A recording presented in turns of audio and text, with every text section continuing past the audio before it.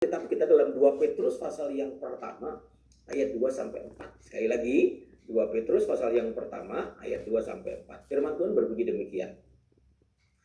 Kasih karunia dan damai sejahtera melimpahi kamu oleh pengenalan akan Allah dan akan Yesus Tuhan kita. Karena kuasa ilahinya telah menganugerahkan kepada kita segala sesuatu yang berguna untuk hidup yang saleh oleh pengenalan kita akan Dia yang telah memanggil kita oleh kuasanya yang mulia dan ajaib. Dan dengan jalan itu, Ia telah menganugerahkan kepada kita janji-janji yang berharga dan yang sangat besar, supaya olehnya kamu boleh mengambil bagian dalam kodrat ilahi dan luput dari hawa nafsu duniawi yang membinasakan dunia. Perhatikan baik-baik Bapak Ibu Saudara. Ada kata pengenalan akan Allah, atau pengenalan kita akan Dia itu diulang. Kalau dalam bahasa aslinya ini diulang 3 kali. Yang pertama ayat 2, pengenalan akan Allah.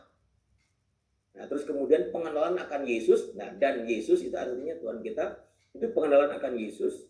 Dan kemudian di ayat ketiga ditulis lagi pengenalan kita akan Dia, yaitu Tuhan. Nah, ini sampai 3 kali ditekankan oleh Rasul Petrus. Betapa pentingnya pengenalan akan Allah. Betapa pentingnya pengenalan akan Kristus Yesus Tuhan kita. Betapa pentingnya pengenalan akan Tuhan yang Dialah itu yang disebut Tuhan. Nah, ini penting banget saudara. Pengenalan akan Allah ini sangat-sangat penting. Nah, oleh sebab itu Rasul Petrus perlu menyampaikan ini kepada orang-orang yang dilayaninya bahwa betapa pentingnya pengenalan akan Allah atau pengenalan akan Kristus. Nah, saudara, kalau saudara perhatikan ayat yang kedua, ayat kedua tuliskan begini, kasih karunia dan damai sejahtera melimpahi kamu oleh pengenalan akan Allah dan akan Yesus Tuhan kita. Kasih karunia dan damai sejahtera melimpahi kamu oleh pengenalan Allah. Artinya pengenalan akan Allah itu berbanding lurus dengan limpahnya kasih karunia dan damai sejahtera Allah bagi orang percaya. Jadi semakin Anda mengenal Allah, Anda akan semakin merasakan kelimpahan kasih karunia dan damai sejahtera Allah atas hidup kita.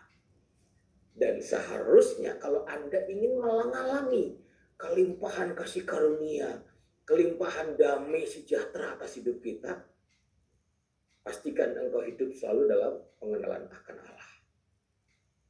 Ketika Bapak Ibu Saudara terus rindu mengenal Allah, rindu terus mengenal Allah, dan pengenalanmu itu akan membuahkan apa? Membuahkan karakter. Karakter yang seperti bagaimana? Karakter yang kuat, karakter Kristus. Sehingga akhirnya engkau bisa menemukan kasih karunia dan damai sejahtera di tengah-tengah pergumulan yang harus engkau hadapi, Bapak Ibu Saudara. Di tengah-tengah mungkin kau harus menghadapi persoalan sakit penyakit. Beberapa waktu yang lalu Ibu Siti Mayang harus menghadapi meja operasi. Iya kan? Harus mengalami meja operasi. Tetapi kita mendengar kesaksiannya ketika kita ibadah bukan bahwa dia tetap alami damai sejahtera itu. Dia tetap alami sukacita itu. Dia tetap bisa bersyukur itu. Itu artinya apa? Itu artinya kelimpahan kasih karunia damai sejahtera itu berbanding lurus dengan pengenalan kita akan Allah.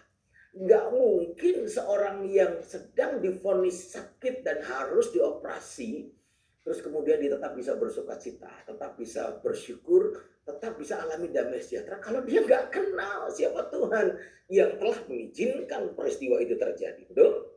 Jadi orang yang mengalami kelimpahan kasih karunia, damai sejahtera Tuhan, dia pasti menjadi pribadi yang nggak gampang menyerah karena dia tahu.